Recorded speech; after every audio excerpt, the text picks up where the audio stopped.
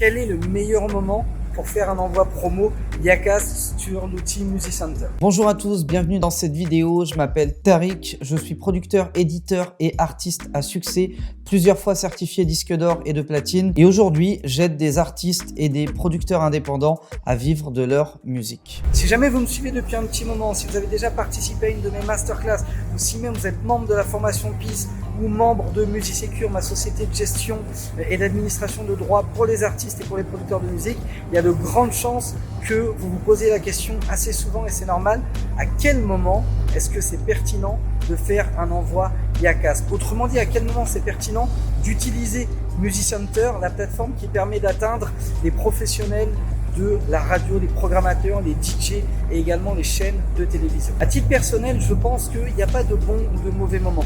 Ça dépend de votre stratégie. Si votre stratégie, c'est d'aller attaquer des réseaux communautaires, ce que vous avez déjà sollicité, qui vous connaissent, pour lesquels votre nom d'artiste est déjà une marque, il n'y a pas de bon ni de mauvais moment. Si votre objectif, c'est d'envoyer régulièrement des titres aux médias pour vous montrer et attendre au petit bonheur la chance qu'on vienne vous écouter, il n'y a pas de meilleur moment. Maintenant, si vous me demandez à moi, je pense que la meilleure stratégie, c'est d'abord de démarrer par une acquisition de fans. Autrement dit, on se concentre sur un envoi Yakas uniquement et seulement quand on a déjà fait un travail de développement de visibilité online. Si vous avez 300 fans, 40 abonnés et 22 copains, ça ne sert à rien de faire un envoi Yakas. Par contre, si vous avez déjà pendant plusieurs mois en amont mis des pierres, posé les fondations de votre développement de visibilité, vous avez peut-être 5 000, 10 000, 15 000 fans en base, vous êtes attendu, votre projet est attendu, ça peut devenir pertinent de l'envoyer via Yakas parce que vous avez des arguments. Vous pouvez arriver en disant X milliers d'abonnés, X milliers de fans en base, X dizaines ou centaines de dates déjà faites, X centaines ou milliers de ventes ou millions de streams, etc., etc. Mais partez du principe qu'il y a des centaines de sorties toutes les semaines sur MusiCenter et que si vous n'avez pas un argument fort dès le départ, les médias vont passer à côté. Alors ça ne veut pas dire que ça ne marchera pas. De temps en temps, ils vont, en écoutant un titre, sentir quelque chose d'intéressant pour eux et ils vont le rentrer. Mais ils sont comme tout le monde, ils sont frileux. S'ils découvrent un nouveau talent et que personne d'autre ne le connaît, personne d'autre le joue, etc., etc., sachez que ça peut prendre plusieurs mois à une grosse antenne pour faire découvrir un nouvel artiste. Alors imaginez pour une radio de province ou pour une petite radio associative ou dans les dom-toms. C'est presque impossible. Donc très souvent, ils ne vont pas être starters, ils ne vont pas être précurseurs, ils vont suivre le mouvement. Sauf que si vous ne démarrez pas vous-même le mouvement ne démarrera jamais.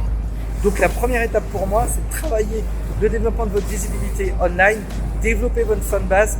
Deuxième étape, faire vos premiers envois à MusiCenter. Et la troisième étape qui va venir derrière après les envois Yakas, eh bien, c'est de faire appel à un attaché de presse qui, en plus d'avoir mis votre morceau à disposition sur MusiCenter, va prendre le temps de relancer régulièrement chaque média pour que les médias soient sensibilisés sur votre sortie, entendent vos arguments et progressivement commencent à vous jouer massif. Merci d'avoir été attentif à cette courte vidéo, mais pourtant très intense et avec beaucoup de pépites.